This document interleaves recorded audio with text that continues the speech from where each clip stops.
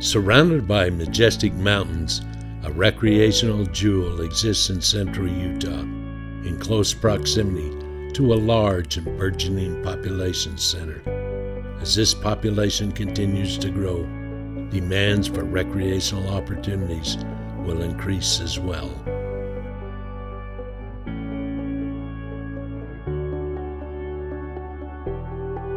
For a century and more, local sportsmen have fished, hunted, and enjoyed the recreational opportunities that Utah Lake provides. Many changes have occurred throughout the years, but there has also been one constant. The fishing remains fantastic and is only getting better with the many projects designed to maintain and improve the fishery and the lake. Technology has changed as well. Today, one finds ski and wakeboard boats, personal watercraft, as well as kiteboards, paddleboards, kayaks, and other watercraft on the water as families from the surrounding communities expand their outdoor lifestyles.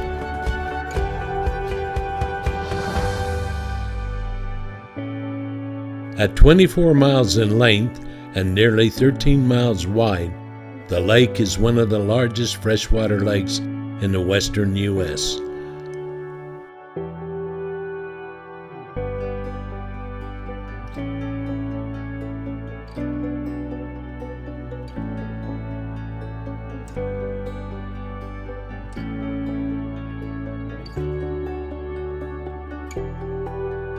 Two major tributaries, the Provo River and the Spanish Fork River, both born in the surrounding high mountains, provides the lake with much of its water.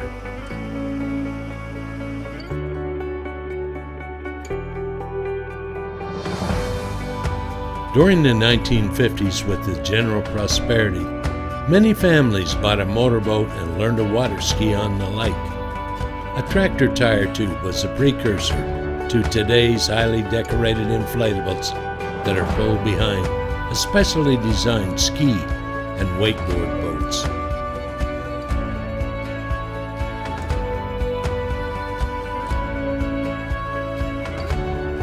By the 1970s, the tasty walleye now found in the lake caught the fancy of local anglers, and each year a legion of fishermen could be found waiting in the lake, casting lures for the walleye during the spring spawning season that brought the fish into the shallows. What great fun it was, and the beginning of a ritual still followed by anglers after more than 40 years. One of the greatest parts of Utah Lake is the fact that there are so many different fish species that anglers can target. Walleye is probably one of the most popular, every spring especially. They're so popular because they're so tasty. But we also have very large channel catfish, there's bullhead catfish, we've got perch, we've got white bass, and there's no limit on the white bass, and they're very good to eat as well. I mean, the different numbers of fish, the species, it makes it a great place to go fishing, and we would like the people to actually discover Utah Lake and spend more time fishing there. Since our introduction, carp have represented a large portion of the lake's biomass, and although they have been detrimental to the fishery and the lake in general, no one can dispute that either caught accidentally by snagging or caught intentionally, they are great fighters that tax the limit of the angler's tackle. The story of the lake's history with the carp that were introduced into the lake in the 1800s is changing today, thanks to a strange bedfellow, the rare and endangered June sucker.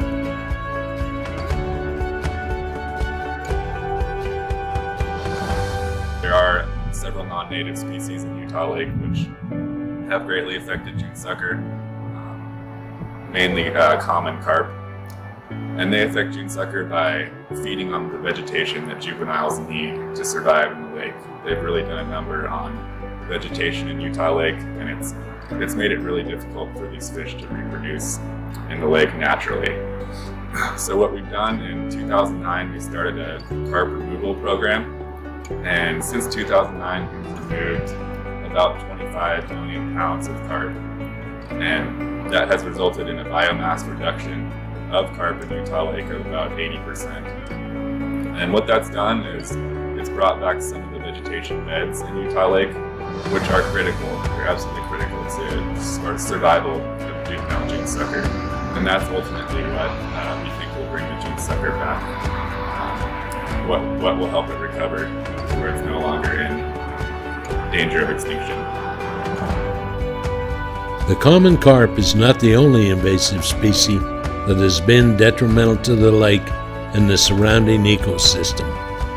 The shoreline has become infested by the highly invasive Phragmite plant.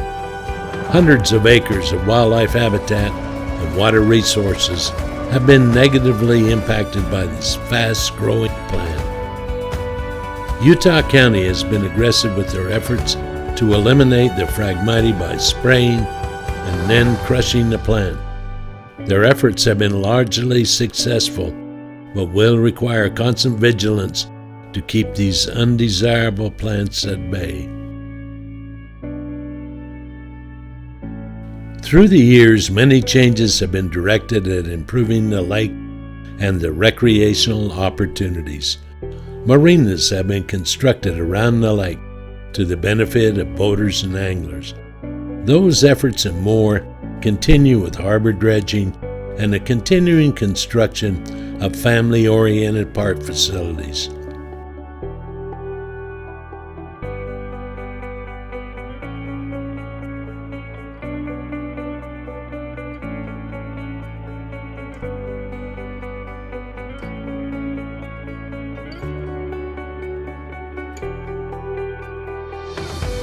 Today, there are 5 marinas on the Big Lake, and without exception, good fishing can be found in close proximity to any of these facilities.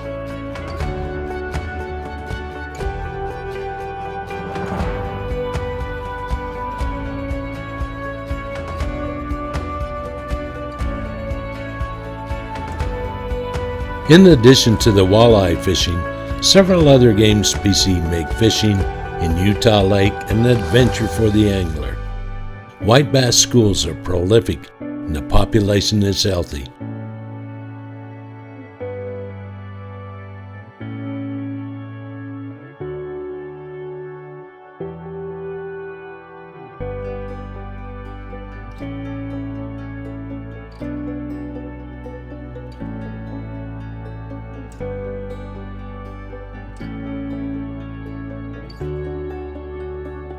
Largemouth bass grow to trophy proportions in the diverse habitat.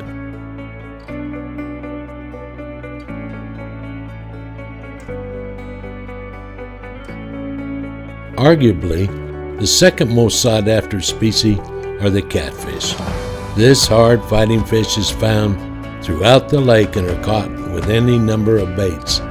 Panfish such as perch, crappie, and bluegill are caught as well. Northern pike also inhabit the lake, but not in any numbers. Anglers enjoy catching them, even if it is incidental to fishing for walleye or white bass.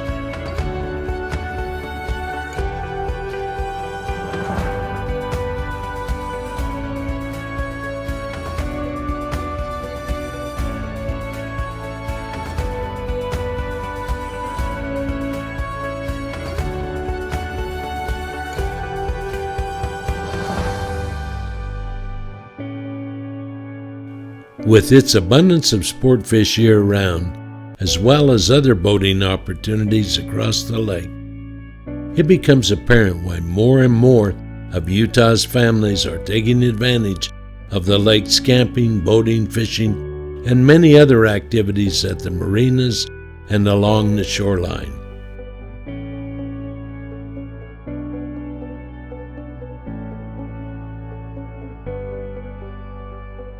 For 50 years and more, I have called Utah Lake my lake. But now is the time for you to come and join me for a day on the bay and let this magical place become your lake.